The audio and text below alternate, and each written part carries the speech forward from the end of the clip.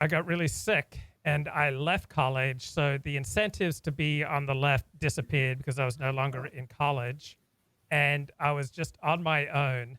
And so I kind of reverted to my traditional right wing tendencies. So from about age of 12 or 13, when I was first able to form a political worldview, the world of hierarchy made more sense to me than the world of enforced equality. So almost all my natural tendencies are on the right, but I do have like a performance aspect to my personality where I like to try things out. And so for a couple of years, it was really fun to tell people that I was an atheistic communist. And I just kind of enjoyed the intellectual challenge of trying to articulate the dominant worldview in ways that seemed funny and ultra. But when I was on my own and just me and the ceiling, then all my also I think when you're sick, you become much more vulnerable, and so you become much more afraid of change. And traditional ways hold more appeal to you.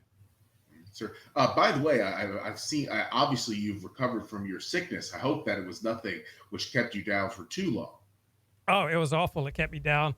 Frankly, it kept me down for 6 years. I was basically bedridden in my 20s, and I was Jeez. never the same after that. I managed to make about two-thirds of a recovery, but I've had really lousy health all my adult life. And the number one thing that people would tell me is you need to eat meat because I've been a lifelong vegetarian because that's the way I was raised. I've never eaten meat or fish deliberately. Yeah. Like occasionally someone stuck it into my food and I didn't notice it. But when I did notice it, I'd have this violent reaction. Then a couple of months ago, I thought, let me just try these beef organ capsules. So I can't convince myself to eat meat, but I just tried these capsules and I started off with just one and then started taking two a day. And then after a couple of weeks, started taking three a day. And then when I was riding my stationary bike, I remember I'd passed about 10 and a half miles on my stationary bike. And I thought, I feel great.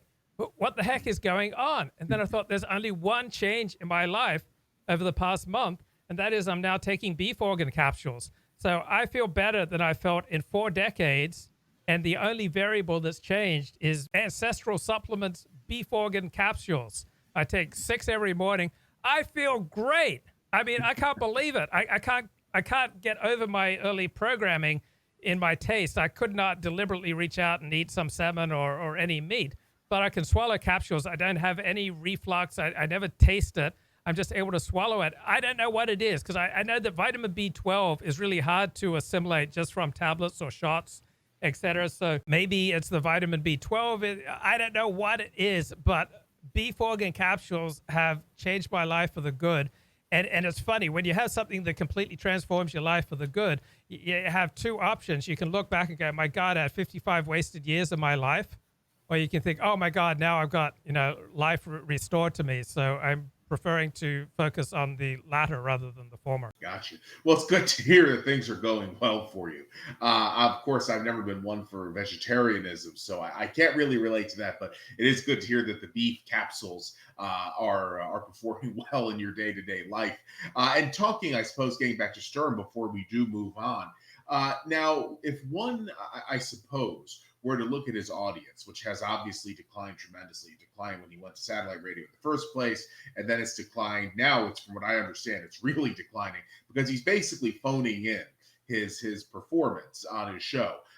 He is doing it via video conference, where obviously in the past everyone would get together in the studio, and that made for a sort of environment which is very engaging. But as a matter of fact, on a recent episode of Stern's show, there was Steve Martin and Martin Short sitting together, and Stern talking to them on a TV monitor. I mean, it just really looked crappy, and not because of anything that Martin or Short did. It was just because it's screwed over. Stern's absence from their physical presence screwed over the context of the environment, I should say, of the interview.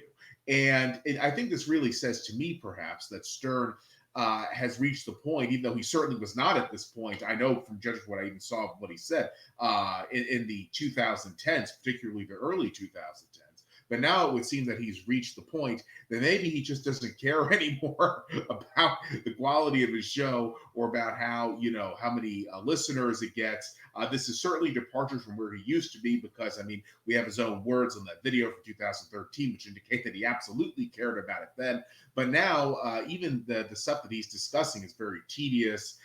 His longtime fans, generally speaking, are not happy with it.